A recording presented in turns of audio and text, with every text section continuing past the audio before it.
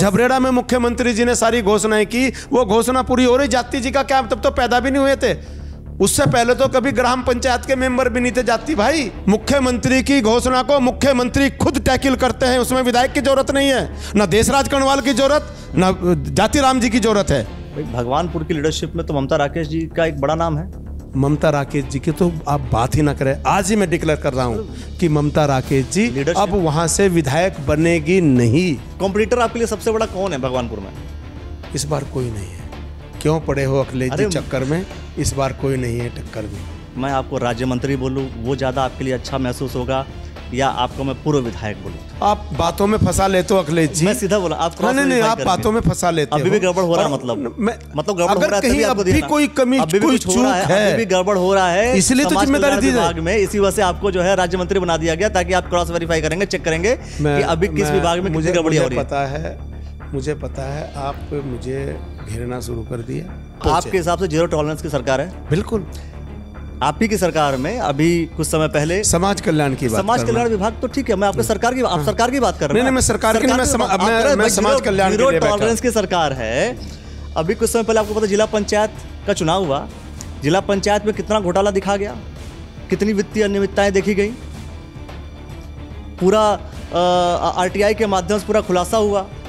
आपको 0% टॉलरेंस दिख रहा है। घोटाला कोई भी करे, चाहे उसमें मैं हूं और चाहे उसमें कोई कांग्रेस का व्यक्ति है, ठीक है ना, वो बचेगा नहीं। भाजपा भारतीय जनता पार्टी में ऐसे बहुत से लोग हैं जो अपने मन की बात खुले मंच पर कह भी नहीं पाते। कह रहे हैं, सब कहते हैं। त्रिवेंद्र सिंह रावत जी ने जब कहा कि यहाँ पर खनन बहुत हो रहा है, उनके साथ खड़े होने वाले हरिद्वार जिले के कितने ऐसे नेता जो खड़े हो गए, उन्होंने कहा कि हाँ हरिद्वार जिले में अवैध खनन हो रहा है। जब हो ही नहीं रहा तो हो ही नहीं रहा है, हो ही नहीं रहा है तो त्रिवेंद्र सिंह रावत जी ने गलत कह दिया। गलत नहीं कहा, उन्होंने जनता की आवाज को वहां पे, तो जनता की आवाज, जनता की आवाज त्रिवेंद्र सिंह रावत जी उठा रहे हैं, वो सही कह रहे हैं, लेकिन जब आप गलत ट्रैक पे ले जा रहे हैं। देखिए सही है ना, स्ट्रेट आपने बोला कि ऐसा देखिए अवैध खनन नहीं हो रहा है, इसका प्रमाण यह है कि राजस्व बढ़ा है। एक किस गुट के ज्यादा समर्थक हैं आप? त्रिवेंद्र सिंह रावत जी, डॉक्टर निशंक जी?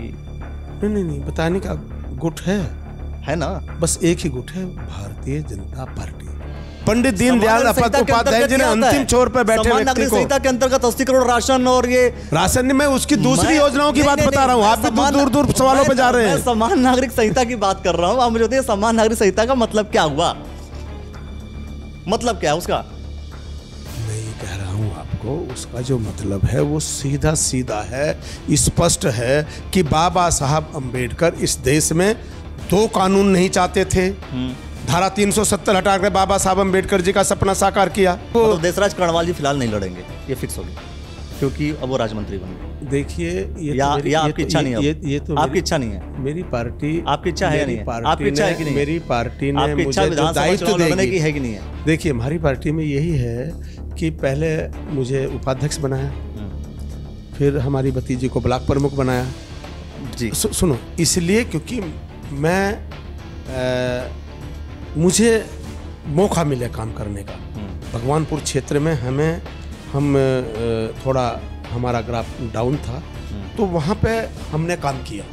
अब आप देखिए, आपने किया या हमारी भतीजी ने किया? तो ठीक है ना। ग्राफ किसका बड़ा, आपका या भतीजी? भारतीय जनता पार्टी का। आपने कहा कि भाई पत्नी चुनाव लड़ेंगी, कोई बात नहीं, हम इस चीज को मान लेते हैं। कहाँ से लड़ेंगी, भगवानपुर से या झबरेड़ा से? आज कुछ थोड़ा सा आप मूड में हैं। नहीं, मूड में मैंने ये नहीं कहा कि मेरी पत्नी, मैंने वो उदाहरण दिया कि बाबा साहब अम्बेडकर जी का सपना साकार किया, मोदी जी ने महिलाओं को आरक्षण दिया, उसमें मेरी पत्नी को भी लाभ मिलेगा, मेरी दूसरी बहनों को भी लाभ मिलेगा, कोई भी लड़े, देश की हर बहन को लाभ मिलेगा। कोई बात नहीं, मैं कह रहा हूँ सर 33% आरक्षण के तहत ही अगर मौका मिलता है, इच्छा कहाँ से लड़ने की है, भगवानपुर या झबरेड़ा? देखो अभी तो कोई इच्छा ही नहीं है साहब, अभी तो 2 साल बाद है। अगर वो नौकरी से रिजाइन करके वो अपनी इच्छा जाहिर करेगी तो फिर हमारी पार्टी उस पर विचार करेगी कि अगर पार्टी फिर से रिपीट करती है राजपाल जी स्वागत चुनाव लड़ाने के लिए, मेरी पार्टी, आप मैं तो उसमें राजी हूँ जिसमें मेरी पार्टी की रजा हो। आप सपोर्ट करके चुनाव जिताएंगे कि नहीं? मैं तो उसमें राजी हूँ जिसमें मेरी पार्टी की रजा हो। दोस्तों आप सभी को नमस्कार। आज हम बात करने वाले हैं, अभी हाल ही में उत्तराखंड में बहुत से लोग राज्य मंत्री बने।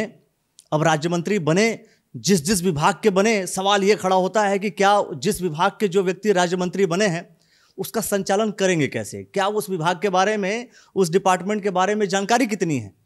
क्योंकि यही जानकारी आपके लिए फायदा पहुंचाएगी, वरना राज्य मंत्री बनने का क्या फायदा। लेकिन आज देशराज कड़वाल जी हमारे साथ हैं, राज्य मंत्री बनाए गए हैं। विभाग कौन सा है? समाज कल्याण योजनाएं एवं अनुश्रवण समिति, इसके आप राज्य मंत्री बने हैं, उपाध्यक्ष बने हैं। तो सर, आपका स्वागत करता हूं मैं। लेकिन सवाल यह है कि आप सबसे अधिक अपने आप को क्या कहलाना पसंद करेंगे? मैं आपको राज्य मंत्री बोलूं, वो ज़्यादा आपके लिए अच्छा महसूस होगा, या आपको मैं पूर्व विधायक बोलूं? मैं समाज का संतरी, हाँ, और मेरी भारतीय जनता पार्टी और धामी जी ने बनाया मुझे मंत्री, दायित्व जो दिया है जी, तो मैं सेवक हूँ। धामी जी मुख्य सेवक हैं, उनकी टीम में मैं एक कार्ययकर्ता के रूप में जो मैं सेवा करूँगा। विभाग बहुत अच्छा समाज और उसके कल्याण के लिए, जो यानी कि गरीब लोगों के लिए जी, उनके उत्थान के लिए जो विभाग है वो है समाज कल्याण विभाग। उसकी जितनी भी योजनाएं हैं उस अनुश्रवण समिति में मैं उपाध्यक्ष का दायित्व मुझे मिला है। इसके लिए मैं अपनी प्रदेश नेतृत्व और माननीय मुख्यमंत्री जी का धन्यवाद ज्ञापित करता हूँ। जी। लेकिन मैं सवाल पुनः वही कर रहा हूँ कि आप अपने आप को क्या कहलवाना ज़्यादा पसंद करेंगे, पूर्व विधायक या राज्य मंत्री? मैं प्रदेश में उपाध्यक्ष हूँ। हाँ, रहे हमारी बिल्कुल बिल्कुल नहीं, प्रदेश में उपाध्यक्ष हूँ अभी, ठीक है। और क्योंकि नहीं, जैसे मैं पूर्व विधायक शब्द इसलिए बार बार बोल रहा हूँ क्योंकि इच्छा जो है फिर से विधायक बनने की होगी, तो पूर्व विधायक वाला टैग ज़्यादा अप्रोप्रिएट रहेगा, ज़्यादा बढ़िया रहेगा। अखिलेश जी, जब मैं विधायक था तो कभी एहसास नहीं हुआ कि मैं विधायक हूँ। जो माननीय शब्द लगता है, कभी एहसास ही नहीं हुआ मैं माननीय विधायक हूँ। ऐसा क्यों? अब मैं दायित्वधारी हूँ तो कभी मुझे एहसास ही नहीं है। मैं एक भारतीय जनता पार्टी का कार्यकर्ता हूँ और गरीब समाज से आता हूँ। और क्योंकि मैंने कहा संतरी, मैं अपनी पार्टी का सिपाही हूँ और मैं समाज, जो मेरी पार्टी के निर्देश है, उपाध्यक्ष रहते हुए भी, उससे पहले मैं अनुसूचित जाति मोर्चे में मैं प्रदेश में मंत्री रहा, जिलाध्यक्ष रहा, वगैरह वगैरह दायित्व पर रहा। तो मैं अनवरत मैं काम कर रहा हूँ पार्टी का, और पार्टी का काम है राष्ट्र सेवा, समाज सेवा। जिस समाज से मैं आता हूँ, गरीब समाज से, अनुसूचित जाति समाज से, वो विभाग ही ज़्यादातर उस समाज के लोग उससे लाभान्वित हो रहे हैं। इसलिए मैं सौभाग्यशाली हूँ कि ऐसा विभाग कुछ सोच समझ के ही मुझे मेरी पार्टी की सिफारिश पर माननीय मुख्यमंत्री जी ने दिया। समाज के लिए ही पूरा ये डिपार्टमेंट काम करेगा। अनुसूचित जाति समाज, सर्व समाज के लिए है, ओबीसी समाज और सर्व समाज उसमें आता है, छात्रवृत्ति। लेकिन अधिकतर जैसे अगर आप बोलते हैं या कोई भी व्यक्ति बोलता है तो दलित समाज की तरफ ज़्यादा इंडिकेट होता है जब भी हम समाज शब्द का इस्तेमाल करते हैं। नहीं, दलित समाज तो हम कह भी नहीं सकते, दलित शब्द पर तो अब संवैधानिक रोक है। अनुसूचित जाति समाज इससे ज़्यादातर लाभान्वित होता है। उसके बाद ओबीसी समाज, एससी एसटी ओबीसी, और प्लस जो गरीब समाज हमारा स्वर्ण समाज है, वो भी उससे आच्छादित होता है। जी, ये जो विभाग है, इस विभाग में घोटाले बहुत होते हैं। मतलब जब भी समाज कल्याण की हम बात करते हैं, समाज कल्याण विभाग एक ऐसा विभाग है जिसमें बहुत सारे केसेस लगातार दर्ज हो जाते हैं, कोई ना कोई घोटाला हो जाता है, कहीं ना कहीं कुछ ना कुछ गड़बड़ हो जाता है। अभी भी होता रहेगा? बिल्कुल, घोटालों की वजह से ही कांग्रेस की इस देश से विदाई होने जा रही है मोदी जी के नेतृत्व में। क्यों? बीजेपी की सरकार में घोटाले नहीं होते? बीजेपी की सरकार में घोटाले नहीं हुए। हाँ। मैं आपको बता दूं, अगर आपका छात्रवृत्ति घोटाले की तरफ इशारा हो, समाज कल्याण विभाग में बहुत सारे होते हैं। मैं ही आ रहा हूँ। जिस समय ये इतना बड़ा घोटाला हुआ और हमारी देवभूमि का,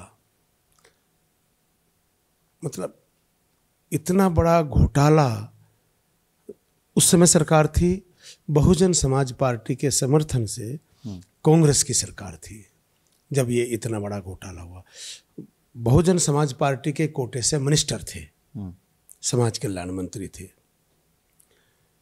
कभी अखिलेश जी दिल भर आता है कि स्कूल का चपरासी, वजीफा कहते थे जब हम छोटे छोटे पढ़ते, वजीफा, तो छात्रवृत्ति पे कोई 10 रुपये फीस के पैसे कहते हैं पहले के, तो अब 10 रुपये फीस तो देता जा, 10 रुपए की फीस भी स्कूल का चपरासी इसलिए नहीं लेता था कि ये गरीब बच्चे का वजीफा है। लेकिन इतना बड़ा घोटाला कांग्रेस और बसपा की सरकार में हुआ, पूरे देश में बदनामगी हुई, और आज वो दंश, उस घोटाले का दंश, वो तो चले गए मंत्री जी, लेकिन अधिकारी जेल गए, स्कूल के संचालक जेल गए, चाहे वो किसी भी पार्टी के थे, सब जेल गए। और आज बच्चे वो दंश झेल रहे हैं, क्योंकि दूध में फूंक मारकर पीते हैं, लेकिन आज छाछ में भी फूंक मारकर पी रहे हैं। होता ये था अखिलेश जी कि जब बच्चों का आवेदन जाता था वजीफे का, तो स्कूल का प्रिंसिपल उसकी संस्तुति कर दिया करता था। अगर कोई छोटी मोटी उसमें कमी भी रहेगी कि वजीफा है, गरीब बच्चा है, इसको कर दो, उसको फॉरवर्ड कर देते थे और वो वजीफा उसे मिल जाता था। लेकिन अब छाछ में फूंक मारकर पीते हैं। अगर छोटी भी कमी रह जाती है तो उस बच्चे को वजीफा नहीं मिलता, छात्रवृत्ति अब नहीं मिल रही है। तो ये उस घोटाले की बात है। मेरा ये कहना है वो देन किसकी थी कि मोदी जी की प्रेरणा से धामी जी जो हमारी जीरो टॉलरेंस की सरकार चला रहे हैं। मैंने कहा ना, कांग्रेस और बसपा के राज में हुआ ये उत्तराखंड के अंदर। धामी जी जब से, और हमारी पूर्ववर्ती जो भाजपा की सरकार है, हमने उसको ठीक किया। धामी जी ने, त्रिवेंद्र जी ने, हमने ठीक किया। और आज जीरो टॉलरेंस की सरकार, हमारी जितनी समाज की कल्याण की योजनाएं हैं, मुझे जानबूझ करके अभी सबसे अधिक घोटाला किस विभाग में है? किसी में नहीं। हो सकता है कि बाद में निकल करके आ जाए। नहीं, इसीलिए तो बना। आप ये नहीं देख रहे हैं कि इतना सिस्टम चल रहा है।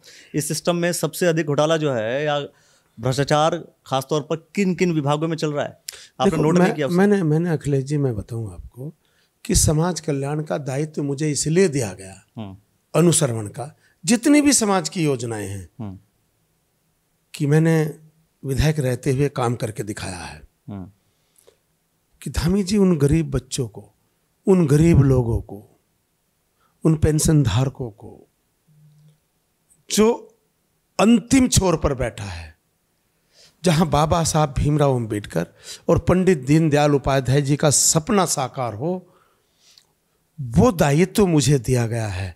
इसलिए कि कहीं गड़बड़ ना हो रही हो।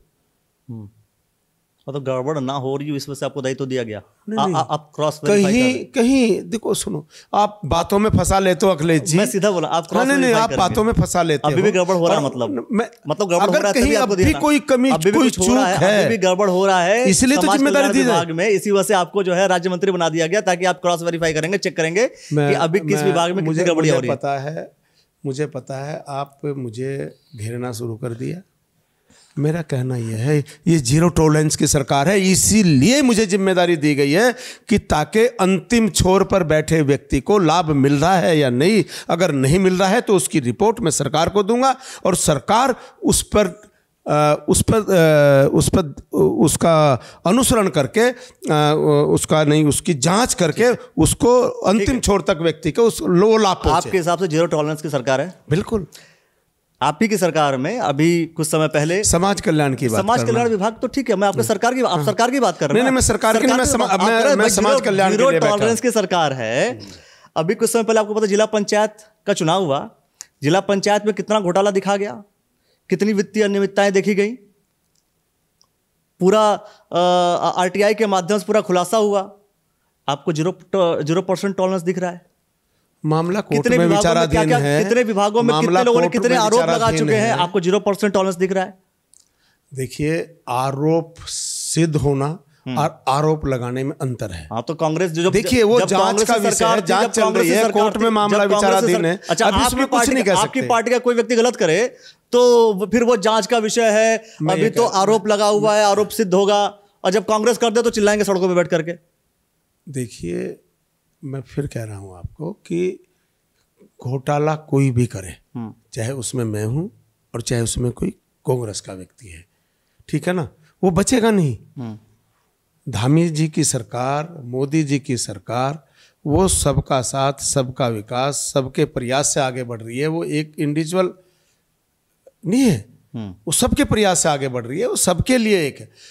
घोटाला कोई करे, अगर वो जांच में के बाद वो दोषी पाया जाता है तो उसके ऊपर कार्रवाई होगी ही होगी। अब विषय आप केवल समाज कल्याण की, जिसलिए मैं बैठा हूँ, समाज कल्याण पे ही आते हैं। कुछ समय पहले अभी समाज कल्याण की तरफ मैं जाऊंगा, क्योंकि आपने स्टेट की तरफ लेकर गए तो स्टेट के 2-3 मुद्दों को मैं टच करता हुआ आ जाता हूँ।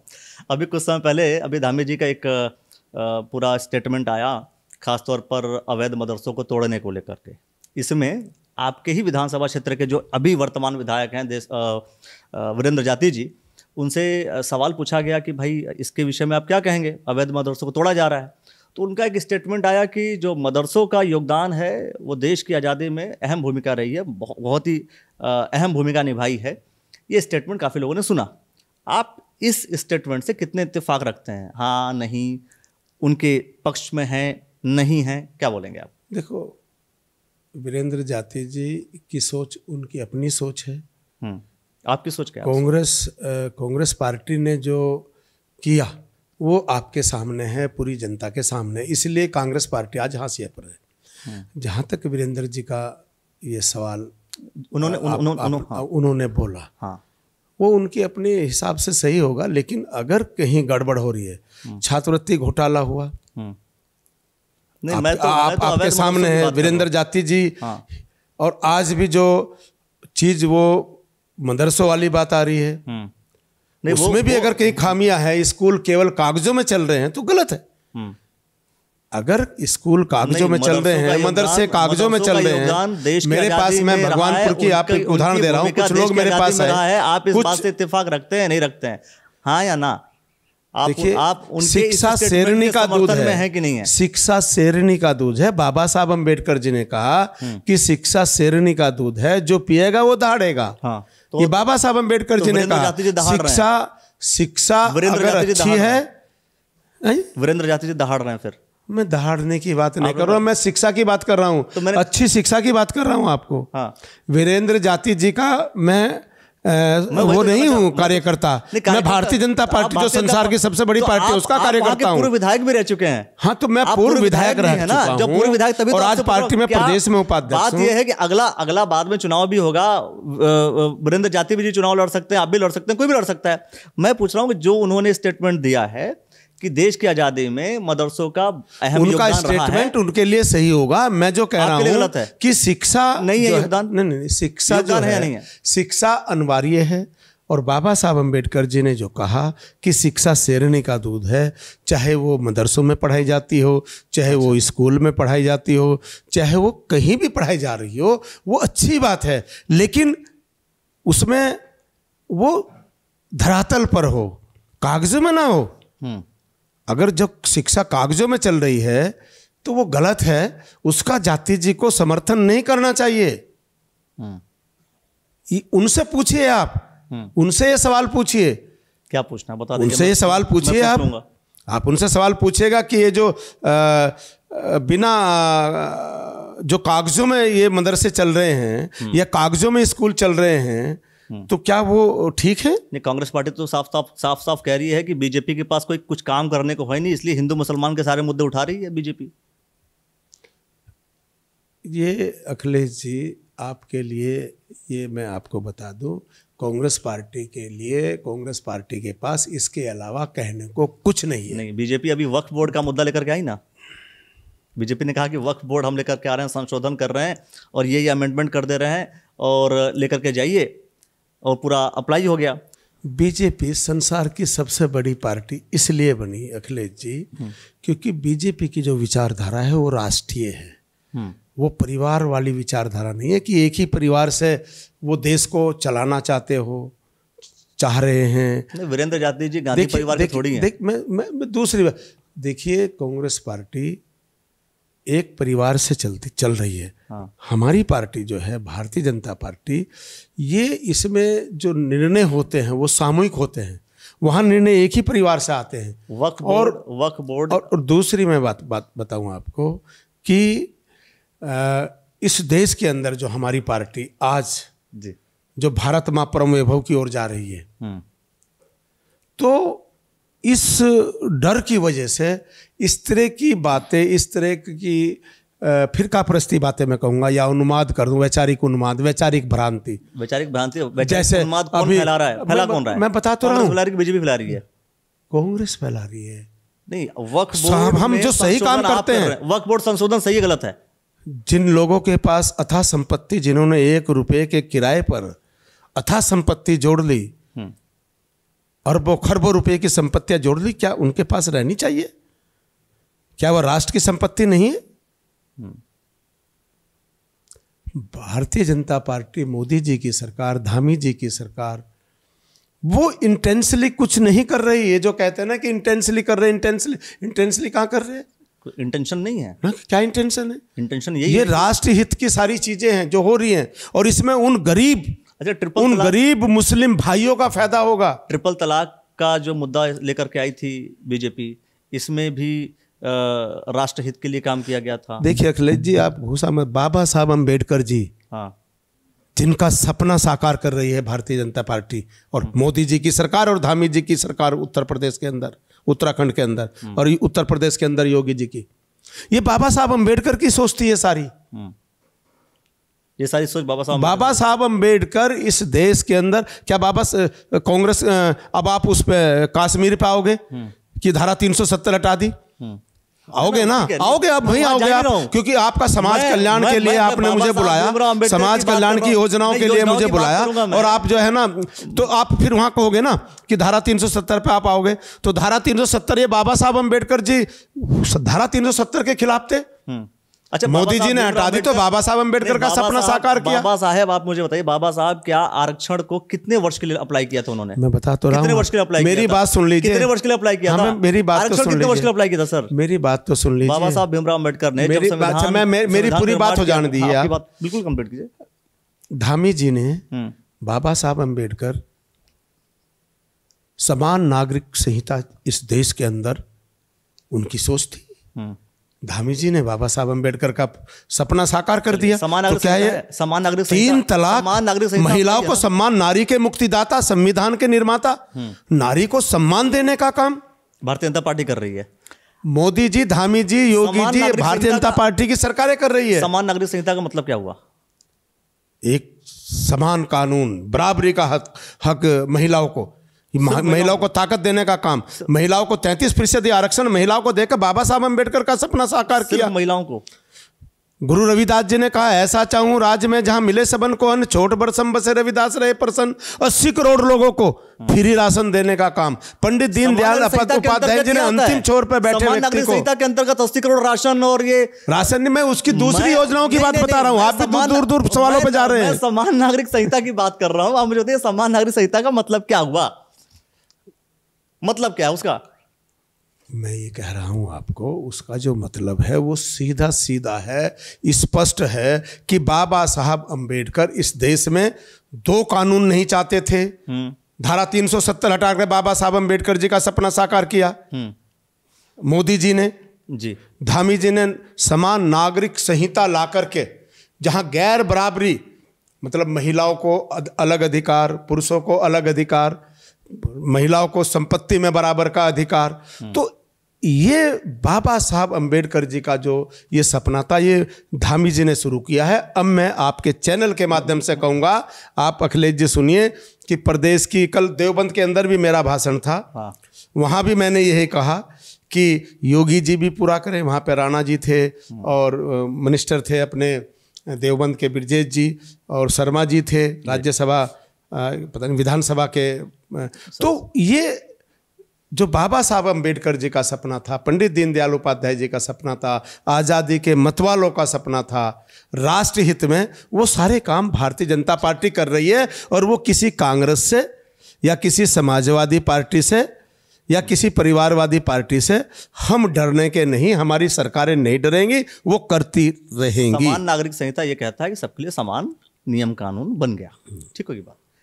इसके बावजूद जब इसी राज्य में भू कानून आता है तो दो जो है जिले को छोड़ दिया जाता है, तो समान नागरिक संहिता समान कैसे हुआ?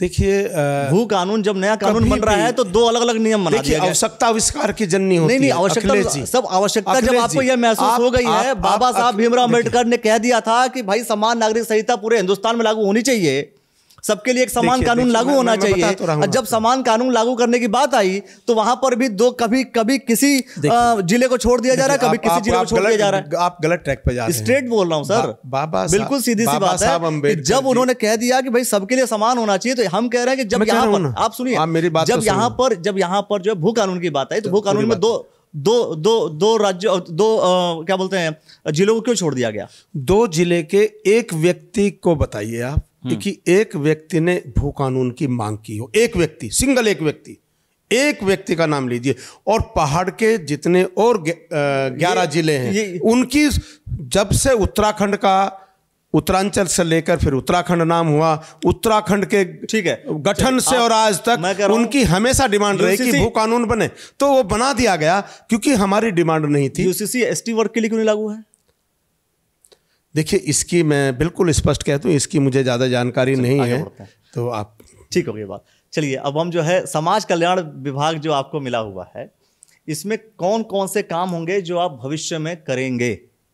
मतलब कौन कौन से ऐसी चीज़ें होंगी, चूँकि आप जो है भाई जैसे विधायक जब आप थे तो सवाल करना सारा कुछ सिस्टम था, तगड़ा सवाल कर लिया करते थे आप अपनी सरकार के खिलाफ। यहाँ पर जो है क्या अपने सरकार के खिलाफ करेंगे काम? नहीं, देखिए, अगर दिल के आईने काले रहेंगे, हाँ। चेहरों पे कैसे उजाले रहेंगे, धुआं बन के उड़ जाएंगी सब किताबें, अगर अपने होठों पे ताले रहेंगे जी। मैंने अपनी सरकार से सर्वाधिक सवाल पूछे, सर्वाधिक याचिका लगाई, कांग्रेस के लोगों ने आपत्ति उठाई, वो स्वर्ग में है इंदिरा हरदेश जी, कानून बना, जब सब एक कि भाई याचिका ज़्यादा लगी तो ये जनता का नुकसान हुआ, मेरा तो नहीं हुआ, जनता का नुकसान हुआ, किया, कांग्रेस पार्टी ने किया। लेकिन आज भी जिस प्रकार हमारी पार्टी में आंतरिक स्वतंत्रता, बाहरी स्वतंत्रता, विधानसभा के अंदर स्वतंत्रता अपनी बात कहने की, लोकसभा के अंदर बात कहने की स्वतंत्रता हमारी पार्टी में है, इन परिवार वाली पार्टियों में नहीं है। जो परिवारवादी आपकी पार्टी में, भाजपा जनता पार्टी में ऐसे बहुत से लोग हैं जो अपने मन की बात खुले मंच पर कह भी नहीं पाते। कह रहे हैं, सब कहते हैं। त्रिवेंद्र सिंह रावत जी ने जब कहा कि यहाँ पर खनन बहुत हो रहा है, उनके साथ खड़े होने वाले हरिद्वार जिले के कितने ऐसे नेता जो खड़े हो गए, उन्होंने कहा कि हाँ हरिद्वार जिले में अवैध खनन हो रहा है। जब हो ही नहीं रहा तो हो ही नहीं रहा है तो त्रिवेंद्र सिंह रावत जी ने गलत कह दिया। गलत नहीं कहा, उन्होंने जनता की आवाज को वहां पे, तो जनता की आवाज त्रिवेंद्र सिंह रावत जी उठा रहे हैं, वो सही कह रहे हैं, लेकिन जब आप गलत ट्रैक पे ले जा रहे हैं। देखिए सही है ना, स्ट्रेट आपने बोला कि ऐसा देखिए अवैध खनन नहीं हो रहा है, इसका प्रमाण यह है कि राजस्व बढ़ा है। एक दूसरी बात, ऐसा भी तो वहां पे देखिए, मैं कह रहा हूं ना कि कुछ ऐसे लोग भी होते हैं। मतलब त्रिवेंद्र सिंह रावत जी गलत कह रहे थे? नहीं, गलत नहीं कह रहे। मैंने त्रिवेंद्र सिंह रावत जी कह रहे हैं कि अवैध खनन हो रहा है, सचिव साहब कह रहे हैं कि अवैध खनन नहीं हो रहा है। आपने उनका बयान नहीं पढ़ा, आपने उनका बयान नहीं पढ़ा। उन्होंने कहा कि ये लोगों की बात थी, लोगों से उन्हें फीडबैक मिला था, वो उन्होंने संसद में रखा। ये उनका दायित्व था, उनका कर्तव्य था। मेरा कर्तव्य था कि मैं विधानसभा के अंदर सवाल पूछूं, मैंने पूछे, मेरी सरकार ने मेरा जवाब दिया। कितने लोगों जो है डंपर से और ट्रैक्टर से कुछ ले जा रहे हैं, वो गलत है, वो गलत है, कार्रवाई होगी, वो गलत है, वो गलत है, वो वेद खनन वेद है, वैध है वो। आप बात नहीं मान रहे अखिलेश जी, आप घुमाना चाह रहे। मेरा अवैध खनन है, राजस्व बढ़ रहा है। अगर वो तेजी से राजस्व बढ़ाने के चक्कर में दो मौतें करते जाइए, चलेगा काम? कहाँ पे मौतें कहाँ हो रही है? वो तो उन पर कार्रवाई होगी ना। मनुबास में अभी 21 साल का लड़का, कोई 27 साल का लड़का, कोई 1.5 साल का बच्चा, उनके खिलाफ कार्रवाई होगी। अगर वो तेज रफ्तार से चला रहे हैं, सर क्या कार्रवाई? तेज रफ्तार से चला रहे हैं, कार्रवाई होगी। खनन बंद जो कानून बना, खनन बंद नहीं करेंगे, खनन बंद नहीं करेंगे, खनन बंद नहीं करेंगे, लेकिन खनन बंद नहीं करेंगे। जो व्यक्ति, भले किसी परिवार कोई व्यक्ति मर जाए, जो व्यक्ति जिसने राजस्व दिया, बरसात के समय में क्या हम हरिद्वार को डुबो दें? अगर खनन नहीं होगा तो क्या घरों में पानी नहीं भरेगा? अगर बरसात ज्यादा होती है और ऊपर से भारी भरकम पानी आता है तो कहां जाएगा वो पानी, अगर खनन नहीं होगा? अगर वो आपका नदी साफ नहीं होगी, नदी से ऊपर से जो पत्थर ऊपर से पहले आए हुए हैं उनको नहीं उठाया जाएगा तो फिर पानी कहाँ जाएगा? ज्यादा हटा देते हैं ना सर कई बार। देखो ज्यादा हटाना उसका पैमाना है। वो शिकायत आप हमें बताइए, आप जाइए मौके पर जाइए और हमें बताइए। हम कुल मिलाकर के देसराज कड़वाली साफ तौर पर कह रहे हैं कि भाई हरिद्वार के जो सांसद हैं त्रिवेंद्र सिंह रावत जी, उन्होंने जो सदन में कहा कि अवैध खनन हो रहा है, आप कह रहे हैं नहीं हो रहा। नहीं, उन्होंने कहा हो रहा है।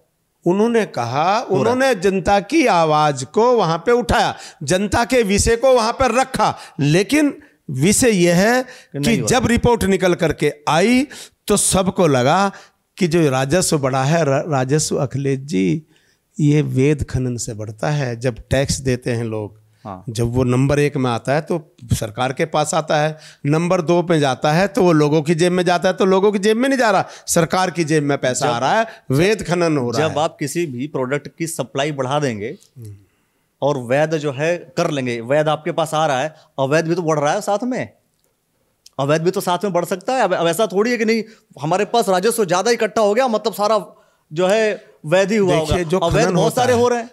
देखिए ये विषय जब आया तो उसके बाद जांच भी हो रही है, और अगर कहीं ऐसा हुआ होगा तो उनके खिलाफ कार्रवाई होगी। कानपुर के विधायक अभी वर्तमान उमेश कुमार जी बोलते हैं अवैध खनन हो रहा है, पूर्व विधायक प्रणव सिंह चंपल बोल रहे हैं अवैध खनन हो रहा है, त्रिवेंद्र सिंह रावत बोल रहे हैं अवैध खनन हो रहा है, जनता कह रही है अवैध खनन हो रहा है, बाकी और किसी नेता को नहीं दिख रहा है। और हो रहा है इसके बावजूद भी खुलकर देखिए प्रत्यक्ष को प्रमाण की आवश्यकता होती है अखिलेश जी। हाँ। ये प्रमाण है कि राजस्व बढ़ा है तो वेद खनन है, अवैध नहीं है। अगर अवैध खनन होगा तो उस पर कार्रवाई होगी, ऐसा मेरा मानना है। जिन डंपरों ट्रैक्टरों से लोगों की मौत हो गई है, कार्रवाई होगी, परिवार में कार्रवाई होगी, उनसे एक सदस्य चला गया, क्या करना चाहिए? देखिए वो संवेदना हमारी पार्टी की, हमारी सरकार की उनके साथ हैं, वो गलत हुआ है उसके खिलाफ कार्रवाई होगी। और जो भी सहयोग, क्या कार्रवाई होना चाहिए? देखिए जो भी नियम बनते हैं, जो भी सहयोग क्या करेंगे पार्टी आपको, क्या सहयोग कर रही है? सरकार एक व्यक्ति ने किसी गांव में बोला कि 10,000 रुपये मिला था। सर किसी के मौत की जिंदगी का क्या रुपया सिर्फ 10,000 रुपया है? 10,000 रुपया दे दो और मार दो जान से किसी परिवार के सदस्य को। देखिए ये सारा विषय सरकार में जाएगा आपके माध्यम से। अब आपने मुझे बताया, मैं भी इस बात को ऊपर लेके जाऊंगा। तो चलिए उम्मीद करते हैं कि भाई इस शहर में क्या मगर पूरे उत्तराखंड में वैध हो अवैध हो, जिसको जो करना करे वो तो सरकार देखेगी, सरकार का सिस्टम और तंत्र देखेगा, लेकिन कम से कम किसी की मौत ना हो। ये तो सर जिम्मेदारी सरकार की बनती है, प्रशासन की बनती है, सिस्टम का बनता है कि किसी की मौत ना हो। ये जिम्मेदारी लेकर के चलें तो ज़्यादा बेहतर है। ये तो आप ही मानते हैं? बिल्कुल। समाज कल्याण की हम बात कर रहे थे, आप विषय लेकर के चले जा रहे हो तो मैं फिर से वहीं आ जा रहा हूँ। नहीं, आपने आप लेकर चले गए। खैर ये बताइए आप किस गुट के ज़्यादा समर्थक हैं? आप त्रिवेंद्र सिंह रावत जी, डॉक्टर निशंक जी? अगर भारतीय जनता पार्टी में गुट होता तो संसार की सबसे बड़ी पार्टी ना बनती। बिना गुट की तो कोई पार्टी नहीं चलती। नहीं, बताने का गुट है ना, बस एक ही गुट है, भारतीय जनता पार्टी। नहीं मतलब आप बताएंगे ना कि किस गुट के हैं? भारतीय जनता पार्टी। कोई गुट, किस गुट के असली समर्थक? कोई गुट नहीं, सब एक मंच पर होते हैं, सबकी सोच एक है। सबकी सोच एक है, फिर भी यहाँ के सांसद और मुख्यमंत्री कई बार बिल्कुल एक दूसरे के खिलाफ दिखते हैं। बिल्कुल नहीं, मैं नहीं मानता उसको। मैंने अपनी सरकार से इतने सवाल पूछे, कभी हमेशा कहते थे चैनल पे बैठकर कि आप अपनी सरकार के खिलाफ पूछ रहे हैं, आप अपनी सरकार के खिलाफ पूछ रहे हैं। कानून भी बना, सब चीज हुई, तो क्या देखिए सरकार के पास कोई जादू के खिलाफ सवाल पूछने वाला व्यक्ति सच्चा होता है या सच्चा नहीं होता है? अच्छा घेर छेप के देखिए, मैं विधायक रहते हुए मुझे भी समस्या है। आप समझ रहे मेरी बात? मैं क्या पूछ रहा हूँ? बिल्कुल, आप नहीं लाना चाहते, मैं वही लेकर आऊंगा। सच है ना? लेकिन जब आप काम किया है ना, जब आपने वो काम किया है ना कि आपने सरकार के खिलाफ सवाल पूछा है ना, तो मैं कह रहा हूं सरकार के खिलाफ सवाल पूछने वाला व्यक्ति सच्चा होता है या सच्चा नहीं होता है? मैंने कहा ना कि अगर दिल के आईने काले रहेंगे, चेहरों पे कैसे उजाले रहेंगे। दोबारा कह रहा हूं सर, ये तो किसके चेहरे पे उजाले हैं? सुनो, अगर दिल के आईने काले रहेंगे, चेहरों पे कैसे उजाले रहेंगे, धुआं बन के उड़ जाएंगी सब किताबें अगर अपने होठों पे ताले रहेंगे। जनता की आवाज उठाने के लिए विधायक होता है, सांसद होता है। जनता अगर कुछ कह रही है वो अलग बात है कि वो संख्या में कम हो, तो उन्होंने अच्छा किया वहां पे उठा के, कोई दिक्कत नहीं है। ये भारतीय जनता पार्टी है भाई साहब, स्वतंत्रता है यहाँ पे अपनी बात कहने की। ये लोकतंत्र है भारतीय जनता पार्टी में, ये किसी एक परिवार की पार्टी नहीं है। लेकिन जब वो बात सामने आई कि राजस्व इतना बढ़ गया, तो जीरो टॉलरेंस की सरकार है धामी जी की, नंबर 1 में सारा काम हो रहा है। और ये अच्छी बात है, उन्होंने अपने से बात उठाई है। हिसाब किताब का एक ब्यौरा है मेरे पास, बहुत जल्द हम उसको दिखाएंगे, बताएंगे कि कौन सा काम 1 नंबर का है और कौन सा काम 3-4 नंबर का हो सकता है। वो श्रेणीवार हमारे पास वो रिपोर्ट है, वो भी हम दिखाने वाले हैं, जल्दी दिखाएंगे सबूत के साथ। वो हम आगे बात कर रहे हैं आपसे, क्योंकि क्या होता है, जैसे मैं बहुत जनरल बात कर रहा हूँ, कई बार जब डिस्कशन होते होते बहुत सारे मुद्दे आते रहते हैं, उस मुद्दे की हम भी बात करने लगते हैं। खैर, अब आप मुझे बताइए कि चूंकि अब आप राज्य मंत्री बन गए, भाई सरकार ने बनाया आपको, दायित्व मिला है, दायित्व मिला अब आपको, अब क्या आप विधायक का चुनाव नहीं लड़ेंगे आप? देखिए, अभी तो मेरा एक ही लक्ष्य है इस दायित्व के मध्य। अभी 14 अप्रैल को एक कार्यक्रम हुआ जी, और भारतीय जनता पार्टी ने वो कार्यक्रम नहीं किया, वो सामाजिक संगठनों ने किया अखिलेश जी।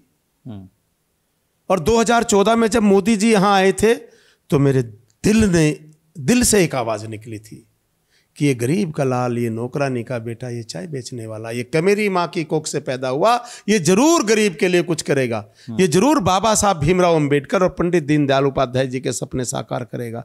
तो नारा दिया था कि बाबा तेरा मिशन अधूरा, नरेंद्र मोदी करेंगे पूरा। और 14 अप्रैल को 25-30 हजार लोगों की भीड़ में ये नारा लगा कि बाबा तेरा मिशन अधूरा, मोदी धामी कर रहे पूरा। तो अब ये मिशन है मेरा कि बाबा साहब अंबेडकर, पंडित दीनदयाल उपाध्याय जी का जो सपना है वो मोदी जी और धामी जी साकार कर रहे हैं।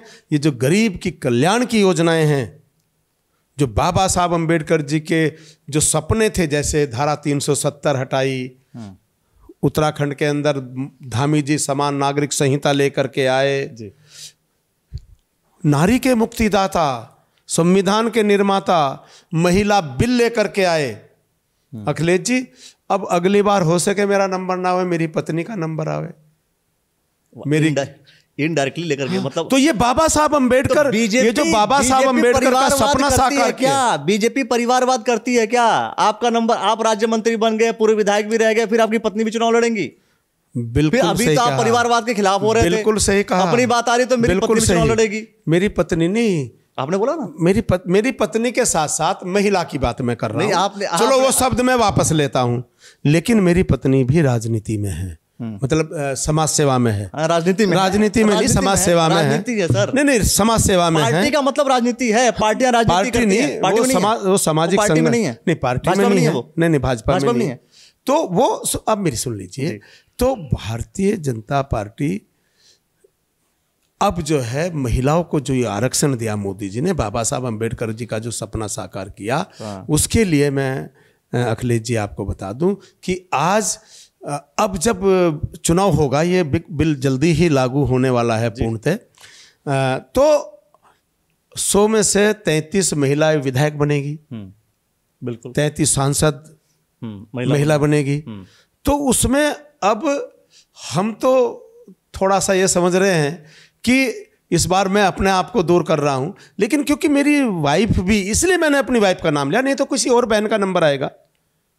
तो आप ये बोलते ना कि भाई हमारे परिवार से मैं पूर्व विधायक रह लिया, मैं विधायक रह लिया, मैं राज्य मंत्री बन गया, अब मेरे परिवार का कोई सदस्य जो है, मेरे परिवार का अगर सदस्य विधायक नहीं बनेगा, कोई और बनेगा, मैं किसी और का हाथ पकड़ के आगे करूंगा। आपने बोला ही नहीं। देखिए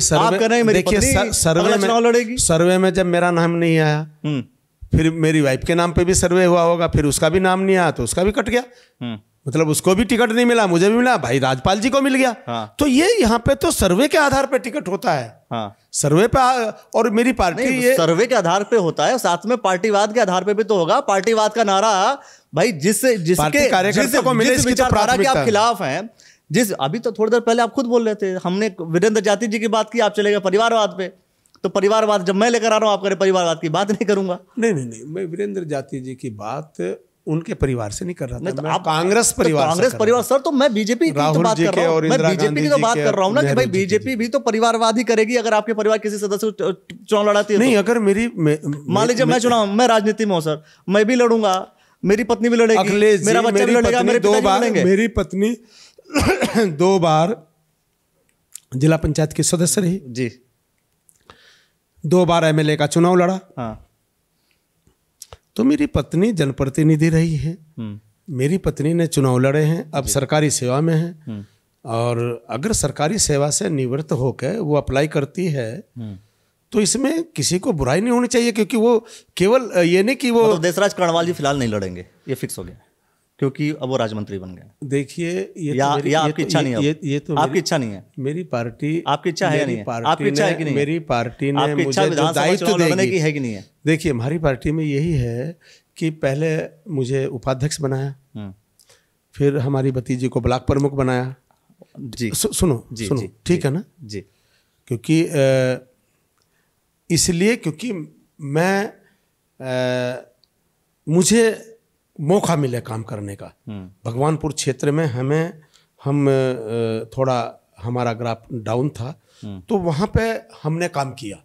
अब आप देखिए, आपने किया या हमारी भतीजी ने किया, तो ठीक है ना। ग्राफ किसका बढ़ा, आपका या भतीजी? भारतीय जनता पार्टी का। मैं अगर काम कर रहा हूं तो मेरा ग्राफ नहीं बढ़ रहा, भारतीय जनता पार्टी। लेकिन वहीं पर भारतीय जनता पार्टी का नेता लेकिन वहीं काम करता है वो भारतीय जनता पार्टी के लिए करता है। आपके ऊपर भी तो इसलिए आज मुझे जिम्मेदार, मैं वहीं आ रहा हूँ, जिम्मेदार अब मुझे ये दायित्व दिया मेरी पार्टी ने जी, तो मैं ये करूंगा। कल को मुझे कोई दूसरा दायित्व देगी पार्टी, मैं वो करूंगा। चुनाव लड़ाएगी तो चुनाव लड़ूंगा, चुनाव नहीं लड़ाएगी तो नहीं लड़ूंगा। पहली बात, ब्लॉक प्रमुख की जिम्मेदारी आपको नहीं मिली थी, ये तो आप मानते हैं? हाँ, मेरे परिवार को दी गई थी, आपको नहीं मिली थी, है ना। यही कारण था कि करुणा कर्णवाल जी ने आपके ऊपर आरोप लगाया था। क्या आरोप आप लगाया? जो है जबरदस्ती उनके कार्यों में दखल देते हैं, बहुत सारे फाइनेंशियल टर्म्स पे भी आप दखल देते हैं, जबरदस्ती करते हैं। मीडिया के सामने आकर के वो रोई भी थी, मीडिया के सामने आकर रोई भी थी। देखिए उनके साथ सुबोध राकेश भी थे। अब देखिए सुबोध राकेश जी बल्कि भारतीय जनता पार्टी के ही देखिए, सुबोध राकेश जी हो या करुणा जी हो या ममता जी हो, आरोप उन पर लगाए थे ममता राकेश जी ने सबसे पहले। सुन लीजिए मेरी बात सुन लीजिए। उन्हीं की रिपोर्ट पर वो सस्पेंड हुई, उन्हीं की रिपोर्ट पर वो सस्पेंड हुई, उन्हीं की शिकायत पर वो सस्पेंड हुई। और आज सुन लीजिए आपने करवाया वो आरोप। देखिए जब कोई क्योंकि परिवार से अलग होता है, परिवार से अलग होता है या पार्टी से अलग होता है, उस हमारी भतीजी ने खुद सक्रिय सदस्य नहीं बनी, मैंने 10,000 से ज्यादा सदस्य बनाए, मैं पार्टी में काम कर रहा हूं, उस हमारी भतीजी ने नहीं बनाए, केवल सक्रिय सदस्य भी नहीं बनी, इसलिए पद से हटा दिया। दूसरा सुन लीजिए दूसरा, ममता जी और दूसरी पार्टी के खेमे में जाकर के अगर वो जारी है या उनकी सुन रही है, या सुबोध जी कभी कोई बात का हमारा कार्यकर्ता है, हम उसके बारे में नहीं बोलेंगे, सुबोध है मेरा कार्यकर्ता है, मेरी पार्टी का कार्यकर्ता है, लेकिन अगर वो पार्टी के उपाध्यक्ष के खिलाफ कोई प्रेस करता है तो ये उसकी सोच है कि पार्टी संविधान के खिलाफ वो चल रहा है। हम तो यही कहेंगे कि पार्टी उसका संज्ञान लेगी, मैं थोड़ा ही लूंगा। आपकी पार्टी तो स्वतंत्र रूप से बोलने के लिए जानी जाती है। हाँ? आपने बोला थोड़ी देर पहले। हाँ, बिल्कुल। अपने मन की बात स्वतंत्र रूप से बोल भी सकता है, तो अगर वो स्वतंत्र रूप से अपनी बात बोल रहे हैं तो गलत क्या है? आप कह रहे हैं कि उपाध्यक्ष के खिलाफ बोल रहा है, सच तो सच हो सकता है, किसी के खिलाफ हो, किसी के विपरीत क्या। देखिए बिल्कुल आप ये भी बात कर रहे हैं, कोई भी पार्टी हो, कोई भी संगठन हो, ये देश भी भारत के संविधान पर चल रहा है। जी बिल्कुल, ठीक है ना। हमारी पार्टी का भी एक संविधान है कि अगर आप अपनी पार्टी के किसी पदाधिकारी के खिलाफ या किसी के खिलाफ बात करेंगे तो पहले आप पार्टी फोरम में उसकी बात करें। लेकिन अचानक ठीक है, देखिए सुनो, और यदि आप तब भी आपकी सुनवाई नहीं हो रही है, तब आप कहीं भी जाए, कुछ भी करें। अगर आपकी पार्टी फोरम में, देखिए मुझे आपसे शिकायत है और मैं आपसे कर रहा हूं कि अखिलेश जी आपने गलत किया है जी, और आप उसको नहीं समझ पा रहे, तो आप कहीं भी जाइए, आप कहीं भी जा सकते हैं। लेकिन कम से कम मेरी भतीजी है, अगर मेरी भतीजी मेरे से नाराज है तो सुबोध भाई जो हमारा कार्यकर्ता है, हमारा सदस्य है पार्टी का, उसे मुझसे पूछना चाहिए था कि विधायक जी तुम्हारी भतीजी जो है ये तुम पे आरोप लगा रही है, तो आप इसका जवाब दीजिए। आप वो मेरे पास उसे लेकर आते या मुझे बुला लेते, मैं चला जाता, छोटा भाई है, आप हमारा कार्यकर्ता अब है। राजनीति है, राजनीति में तो एक फिर दूसरे के ऊपर आरोप तो लगता है। राजनीति ऐसी नहीं होनी चाहिए। हाँ, राजनीति ऐसी नहीं होनी चाहिए कि हम किसी की भतीजी को, किसी की बेटी को, किसी के बेटे को बहकाए फुसलाए और उसके खिलाफ हम बयान दिलवाए, ये गलत है। आरोप तो भतीजी नहीं लगाए थे आपके मैं ऊपर। बता तो रहा हूँ, कोई सुबोध राकेश जी ने थोड़ी लगाए थे। आपको पता है, सुबोध राकेश उस जी थोड़ी बच्ची के लगाए बारे थे। में आपको पता है। आप मेरे घर भी आए होंगे, जो आरोप लगाए हैं वो निराधार हैं, ये आप अपनी अंतरात्मा से। ऐसा क्या हुआ कि हटाना पड़ गया उनको? हटाया गया ना उनको, हटाने के बाद फिर हटा, अगर सुनो, आप लिख के देना, ममता राकेश लिख के दे, एफिडेविट दे। ममता राकेश अपनी शिकायत सार्वजनिक रूप से एफिडेविट के साथ, एफिडेविट दे रखा है ममता राकेश जी ने। जिन लोगों ने एफिडेविट दिया है तो वो गलत है ना साहब, मैंने दिया है एफिडेविट, समर्थन में गए थे ज्यादा एफिडेविट, समर्थन में। खिलाफ वाले की बात मान ली गई।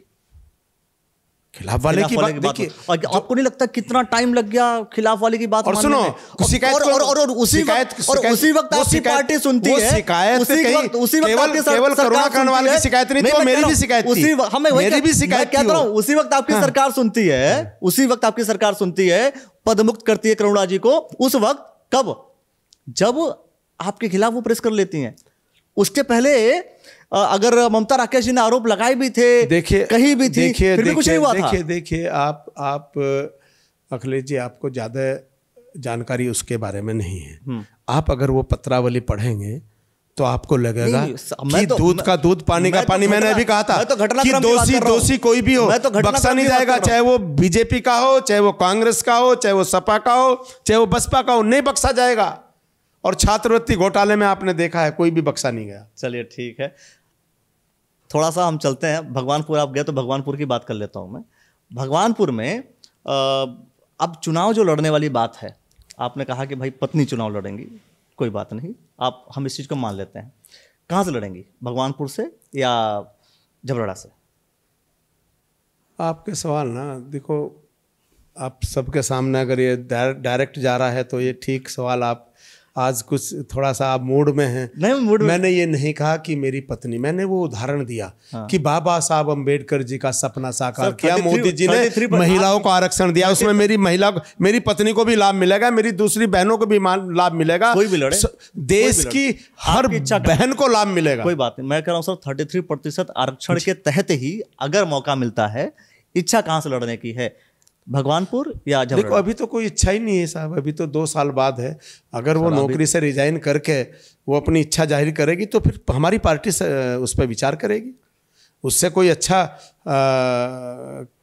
सर्वे में किसी और का नाम आया तो उस पर विचार करेगी। तो राजपाल जी पुनः जो है झबरड़ा से चुनाव लड़े तो कोई दिक्कत नहीं है?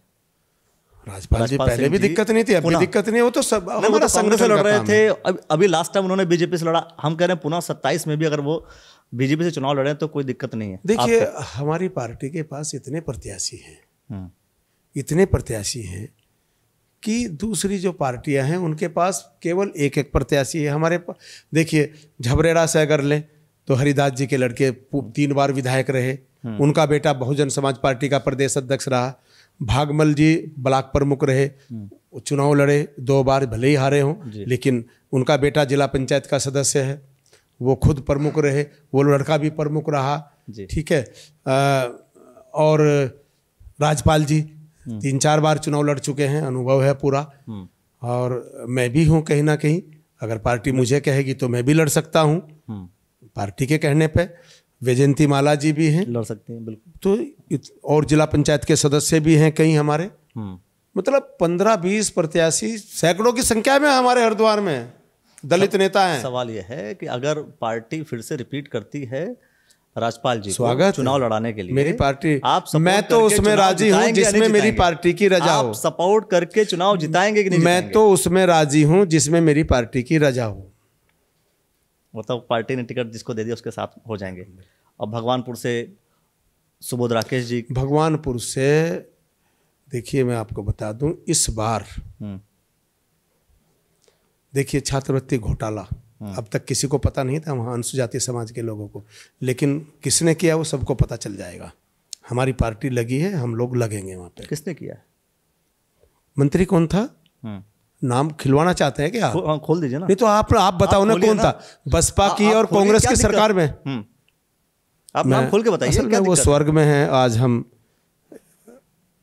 जैसे वो आम भाषा में कहते हैं, हम नरक शब्द इस्तेमाल करते हैं, लेकिन मोदी जी ने इसको स्वर्ग बनाया है। आज मैं यही कहूँगा हिंदुस्तान को।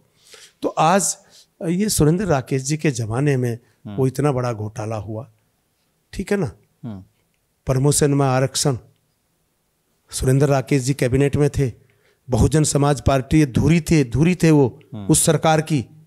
सुरेंद्र राकेश जी, प्रमोशन में आरक्षण समाप्त हुआ, प्रमोशन में आरक्षण की हत्या हुई सुरेंद्र राकेश जी के कैबिनेट मंत्री रहते हुए। सरकार की धुरी के रूप में वो मंत्री थे, उसमें हुई। तो ये समाज में जा रही। तो इसलिए ममता राकेश जी की तो आप बात ही ना करें। आज ही मैं डिक्लेयर कर रहा हूं कि ममता राकेश जी अब वहां से विधायक बनेगी नहीं। सर लीडरशिप की बात करें हम, तो लीडरशिप में, आज की लीडरशिप में भाई, भगवानपुर की लीडरशिप में तो ममता राकेश जी का एक बड़ा नाम है। एक बात, झबरेड़ा की लीडरशिप की हम बात करें तो वहाँ वीरेंद्र जाति जी हो गए। अभी कुछ समय पहले अभी बाबा साहब भीमराव अम्बेडकर का कल पूरी रैली हुई। योगेश जी भाई अनुसूचित जाति जनजाति सबको लेकर के आगे बढ़ रहे हैं। तो लीडरशिप में तो ये लोग नजर आ रहे हैं। आप कह रहे हैं कि अच्छा, और भगवानपुर मैं भी उस कार्यक्रम में था। हाँ, मुझे भी योगेश भाई ने बुलाया था। अच्छा काम कर रहे हैं था। नेता अच्छा बन सकते हैं आगे। मैंने कहा ना योगेश जी अच्छा नेता बन सकते हैं आगे। मैं समाज का संतरी हूँ, इसलिए भाजपा ने मुझे मंत्री बनाया। मैं कह रहा हूँ कि ये काम तो भारतीय जनता पार्टी कर सकती है। क्या योगेश जी अच्छा नेता बन सकते हैं? देखिए, जो लोग समाज सेवा कर रहे हैं, जो लोग अपनी प्रोग्रेस चाहते हैं, समाज के हित में काम करना चाहते हैं, राष्ट्र के हित में काम करना चाहिए, उन्हें भारतीय जनता पार्टी ज्वाइन कर लेनी चाहिए। मतलब योगेश जी भारतीय जनता पार्टी जाइए, स्वागत। आपका नुकसान नहीं हो जाएगा? नहीं, कोई नुकसान नहीं। अभी आप भगवानपुर में 2 लोगों से लड़ रहे होंगे अंदर ही अंदर। एक तो फ्रंट फुट पे ममता राकेश जी, अंदर ही अंदर सुबोध राकेश जी से आप लड़ रहे होंगे। टिकट तभी तो मिलेगा सर जब लोग पीछे जाएंगे। उसके बाद आप जो है योगेश जी को बुला लेंगे पार्टी में, तो फिर जो और फाइट तगड़ी हो जाएगी। देखिए, संसार की सबसे बड़ी पार्टी है। हाँ, बहुत विकल्प है। तो जितनी जितनी संख्या बढ़ती है मारामारी मिलेंगी, जितनी संख्या बढ़ती है मारामारी बढ़ती है, ये सबको पता है। ऐसा नहीं है। मेहनत ज्यादा करनी पड़ेगी। ऐसा नहीं है। हर बूथ पर खड़े होने वाला व्यक्ति भारतीय जनता पार्टी के पास है। कॉम्पिटिटर आपके लिए सबसे बड़ा कौन है भगवानपुर में? कोई नहीं है इस बार कोई नहीं है। क्यों पड़े हो अखिलेश जी चक्कर में? इस बार कोई नहीं है टक्कर में। खैर, मैं तो कभी चक्कर में पड़ता नहीं। स्ट्रेट बात, सीधी बात, और वो सीधी बात, सारी बातें जो है देशराज कर्णवाल जी, पूर्व विधायक देशराज कर्णवाल जी और अभी वर्तमान राज्य मंत्री देशराज कर्णवाल जी बता रहे हैं। एक आखिरी सवाल झबरेड़ा पे चलता हूँ मैं। जब आपने कहा भगवानपुर में कोई टक्कर नहीं है, अभी जो यहाँ पर आपका झबरेड़ा में ही प्लेटफॉर्म बना, रेलवे स्टेशन बना, उसका क्रेडिट कौन लेगा?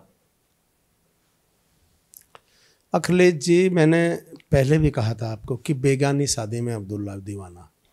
ये छोटा भाई जो हमारे हैं जाति जी, मैं सम्मान करता हूँ, माननीय विधायक हैं झबरेड़ा के, क्योंकि मैं भी, मेरा घर भी है झबरेड़ा में, वो मेरे भी विधायक हैं। लेकिन कब से बन रहा है? किसने मेहनत की? किसानों को लेकर के कौन गया दिल्ली? योगी जी के पास कौन गया? त्रिवेंद्र जी के पास कितनी बार हम मिले? मुख्यमंत्री थे। ये भारतीय जनता पार्टी का श्रेय है, मोदी जी का श्रेय है, रेल मंत्री जी का श्रेय है, धामी जी का, त्रिवेंद्र जी को श्रेय जाता है। ये श्रेय जाति जी का तो इसमें कहीं से कहीं तक भी नहीं। जितने काम राज्य सेक्टर के चल रहे हैं तुम्हारे सामने बैठा है, डिबेट में बुला लीजिए, वो प्रमाण दे, मैं प्रमाण दूंगा। अच्छा, ये रेलवे स्टेशन वाली सड़क, हाँ, जिसका उद्घाटन मुख्यमंत्री जी ने कर दिया, बाद में ढोल उन्होंने भी पिटवा लिया। अभी मैं अभी चुनाव आने दो। मंगलौर वाली रोड का क्रेडिट नहीं देंगे आप उनको? कैसे नहीं देंगे? किसकी घोषणा, कब की घोषणा पत्थर देख लो जाके। कब की घोषणा हुई? किसने इतना बड़ा ऐतिहासिक प्रोग्राम कराया? झबरेड़ा में मुख्यमंत्री जी ने सारी घोषणाएं की। वो घोषणा पूरी हो रही। जाति जी का क्या, तब तो पैदा भी नहीं हुए थे। उससे पहले तो कभी ग्राम पंचायत के मेंबर भी नहीं थे जाति भाई। भाई उन्होंने अपना प्रस्ताव दे दिया हो, मतलब वो सीधा विधायक बने हैं। मैं उनका सम्मान करता हूं, और सुनो, मैं सहयोग देता हूं उनको। मैं सहयोग करने कोई ज़रूरत है तो मैं कहता हूँ आप चलिए, हमारी सरकार है, हम आपका सहयोग करेंगे। वीरेंद्र जाति जी का सहयोग आप कर रहे हैं? करेंगे अगर वो मांगेंगे। जब भी उन्होंने मेरे से कोई बात की मैंने उनका सहयोग किया। आप पूछ लेना इनसे। मतलब क्रेडिट स्टेशन बनवाने में स्टेशन नहीं, किसी भी काम में विधायक जी का क्रेडिट विधायक निधि में पहले हमें 2.5 करोड़ मिलते थे, अब उन्हें 5 करोड़ मिलते हैं। अब 2027 में वो जवाब देंगे कि भाई विधायक जी को कर्णवाल जी को 2.5 करोड़ मिलते थे, उन्होंने इतना काम करा, तुम्हें 5 करोड़ मिलते हैं, तुमने कितना करा। बस ये है, उसका क्रेडिट ले, मैं 5 करोड़ का जो खर्च कर रहे हैं। और अगर वो 5 करोड़ का क्रेडिट लेंगे तो मैं दूंगा।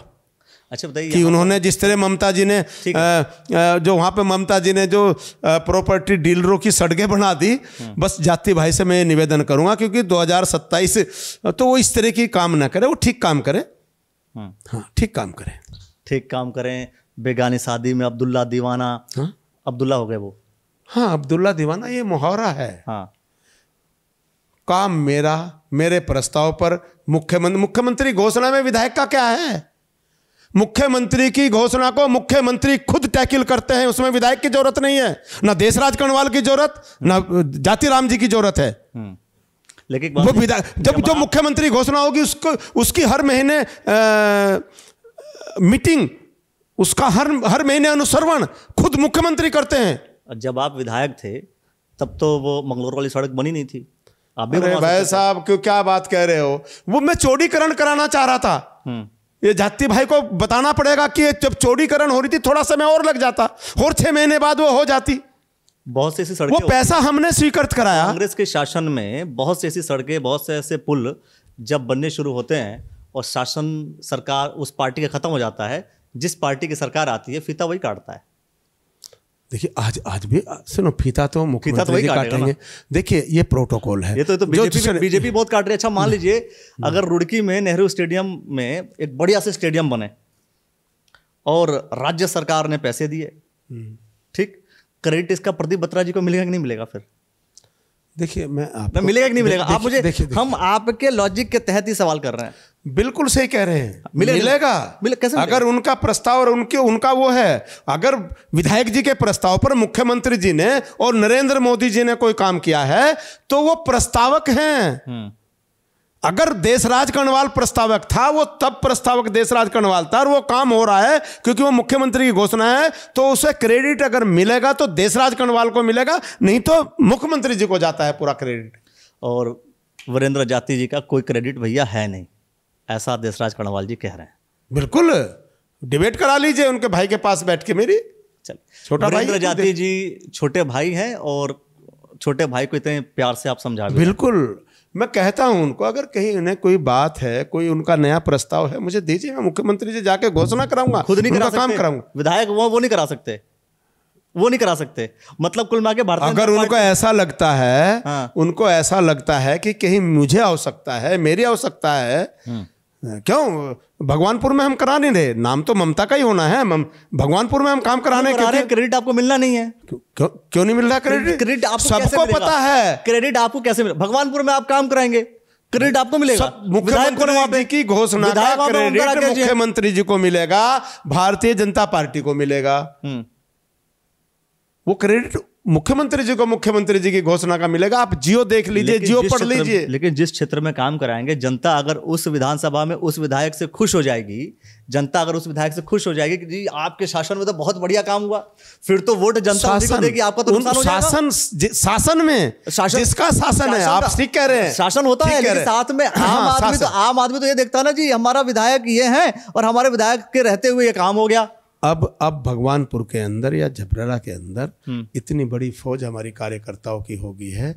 अब वो हमारे कार्यकर्ता लोगों को बताएंगे, लोगों को समझाएंगे, अंतिम छोर तक हम जाएंगे कि ये क्रेडिट जो है ये मुख्यमंत्री जी का है, ये काम मुख्यमंत्री जी का है, ये काम भाजपा का है। बताएंगे पूरा नहीं, बताना भी चाहिए। चुनाव आने वाले हैं, ढोल नगाड़े लेकर के बताना चाहिए कि भारतीय जनता पार्टी की कौन कौन सी सड़कें हैं, कौन कौन सी गलियां हैं और कौन कौन से लोगों का नुकसान हुआ है। ये भी आप नहीं बताएंगे तो हो सकता है कि विपक्षी सैकड़ों सड़कें, उस दिन हमें भगवानपुर में कार्यक्रम था, हमने सैकड़ों सड़कें गिनवाई।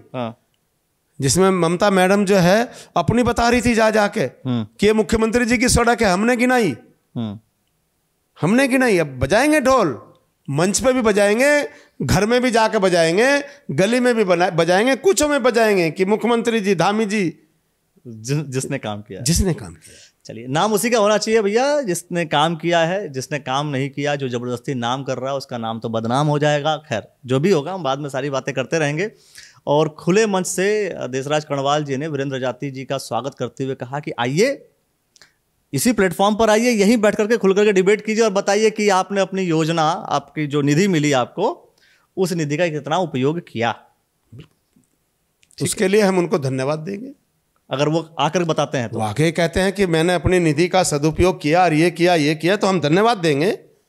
5 करोड़ रुपए थोड़े नहीं होते अखिलेश जी, बिल्कुल 25 करोड़ होते हैं 5 साल में। हमें तो 2.5 करोड़ मिलते थे, आपका 12.5 करोड़ का लॉस हो गया। नहीं, लॉस मतलब हमारा नहीं, लोगों के लिए, लोगों के हित के लिए जो काम करना का था, पैसा था। चलिए ठीक है, बहुत सारे विषयों को लेकर के दोस्तों हम ऐसे ही बात करते रहेंगे। फिलहाल आज के पूरे एपिसोड को लेकर के क्या कुछ कहेंगे, खुल करके हमने आज चर्चा किया है। देशराज कर्णवाल जिस तरीके से बोलते हैं, खुल करके इन्होंने बोला है, हर एक विषय को लेकर के बेबाकी जिस तरीके से वो रखते आ रहे हैं, उस तरह से रखा है उन्होंने। क्या कुछ कहेंगे अपने मन की, अगर आपके मन के कुछ उद्गार हैं, कुछ बातें हैं, कुछ भावनाएं हैं, वो आप कमेंट सेक्शन के माध्यम से प्रतिक्रिया दे सकते हैं। वो देखते रहिएगा द न्यूज़ नेटवर्क। आपने जो समय दिया इसके लिए बहुत बहुत धन्यवाद आपका। Thank you. आपने जो मुझे अच्छा दिखाना, पूरी दिखाना वैसा भी पूरी चलेगी। हाँ, आप निश्चिंत रहिए।